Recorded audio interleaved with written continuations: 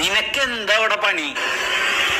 രാവിലെ 7 മണിക്ക് എണീക്കണം, ചായ വെക്കണം, കാപ്പി വെക്കണം, അത് നിങ്ങളുടെ അച്ഛനമ്മയ്ക്കും കൊടുക്കണം, നിങ്ങളുടെ പിള്ളേർക്ക് പാല് കൊടുക്കണം, അതിനുശേഷം രാവിലത്തെ ഫുഡ് ഉണ്ടാക്കണം. അതിന്റെ ഇടയിൽ നിങ്ങളുടെ അച്ഛനമ്മ രണ്ടാമത് ചായ ചോദിക്കും. അത് ഉണ്ടാക്കി കൊടുത്ത് കഴിയുന്ന ഗ്യാപ്പിൽ എനിക്ക് ഉച്ചക്കലത്തെ ഭക്ഷണത്തിന്റെ പച്ചക്കറി അരിയണം. അത് അരിഞ്ഞു കഴിഞ്ഞ് മേശപ്പുറത്ത് ഫുഡ് കൊണ്ട് വെക്കുമ്പോ നിങ്ങൾ കഴിക്കാൻ വന്നിരിക്കില്ലേ?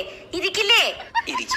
നിങ്ങൾക്ക് കഴിക്കാൻ തന്നെ നിങ്ങളുടെ പിള്ളേർക്ക് കഴിക്കാൻ കൊടുത്ത് കഴിഞ്ഞ് വന്ന് നോക്കുമ്പോഴേക്കും മണി 3 ആയിട്ടുണ്ടായിരിക്കും. അപ്പോഴേക്കും രാവിലെ തൊട്ടുള്ള പാത്രങ്ങളെല്ലാം കുന്നുകൂടി കിടക്കുന്നുണ്ടായിരിക്കും.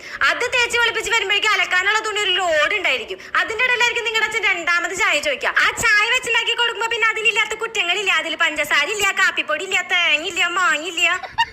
ഇതൊക്കെ കഴിഞ്ഞ് അലക്കിട്ട തുണി ഉണക്കി വെച്ച് കഴിഞ്ഞ് വരുമ്പോ നിങ്ങളുടെ അമ്മയുടെ ഒരു ചോദ്യം ഉണ്ട്, എന്താ മോളെ വീട്ടില് വിളക്കൊന്നും വെച്ചില്ലേന്ന്.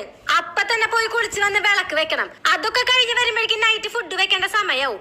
അതൊക്കെ കഴിഞ്ഞ് നൈറ്റ് ഒന്ന് 12 മണിക്ക് കിടന്നു കഴിഞ്ഞു കഴിഞ്ഞാൽ രാവിലെ 7 മണിക്ക് പിന്നെ എണീക്കണം. പിന്നെയും ഈ സൈക്കിള് റിപ്പീറ്റ്.